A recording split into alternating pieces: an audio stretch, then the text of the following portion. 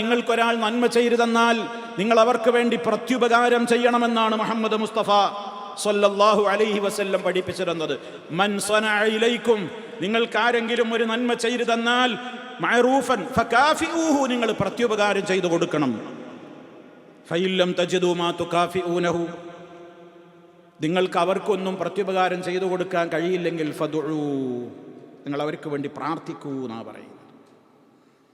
നബി സല്ലല്ലാഹു അലൈഹി വസല്ലം പറഞ്ഞു, ഖിയാറു അയിമ്മത്തിക്കും, നിങ്ങളുടെ ഭരണാധികാരികളിൽ ഉത്തമന്മാരാരാണ്?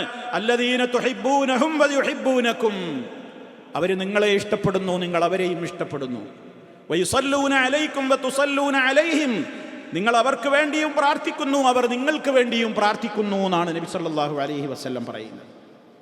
ഈ രാജ്യത്ത് നമുക്ക് പ്രവാസികളായ നമുക്ക് പ്രത്യേകിച്ചും നമ്മളിപ്പോൾ ഈ നിർവഹിച്ചു കൊണ്ടിരിക്കുന്ന അറബി അല്ലാത്ത ഭാഷയിലുള്ള, ഈ നാടിൻ്റെ ഭാഷയല്ലാത്തൊരു ഭാഷയിൽ ഈ രാജ്യത്തെ എത്രയെത്ര മെമ്പറുകളിലാണ് ഈ വെള്ളിയാഴ്ച ഇതേ സമയം ഉത്ബോധനം നടന്നുകൊണ്ടിരിക്കുന്നത്, വിവിധ ഭാഷകളിൽ.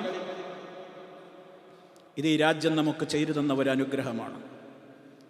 ധാരാളക്കണക്കിന് മസ്ജിദുകൾ കേന്ദ്രീകരിച്ചുകൊണ്ടും സെന്ററുകൾ കേന്ദ്രീകരിച്ചുകൊണ്ടും വിശുദ്ധ ഖുർആന്റെ മനഃപ്പാഠത്തിനുള്ള കേന്ദ്രങ്ങൾ, ഖുർആൻ പഠിതാക്കൾക്കുള്ള അവസരങ്ങൾ, ഹദീസ് ക്ലാസുകൾ, അതുപോലെ തന്നെ ചരിത്രങ്ങൾ പഠിക്കുവാനും ഇസ്ലാമികമായ കാര്യങ്ങളെക്കുറിച്ച് മനസ്സിലാക്കുവാനും ഉതകുന്ന വിജ്ഞാനത്തിൻ്റെ വ്യത്യസ്തങ്ങളായ യൂണിവേഴ്സിറ്റികൾ, മദ്രസകൾ, സ്ഥാപനങ്ങൾ,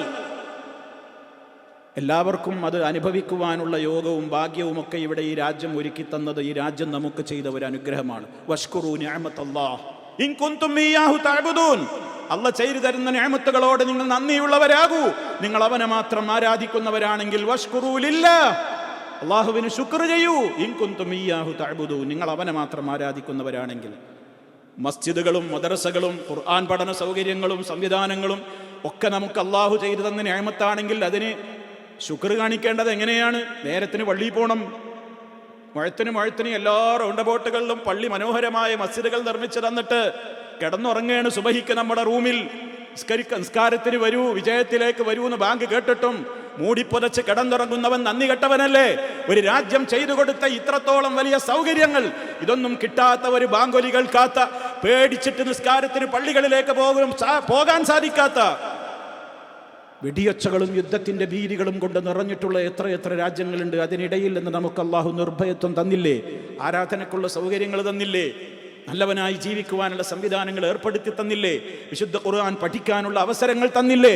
ഉപയോഗപ്പെടുത്തലാണ് ശുക്ർ. അതിനോട് പുറംതിരിഞ്ഞ് നിൽക്കൽ നന്ദികേടാണ്.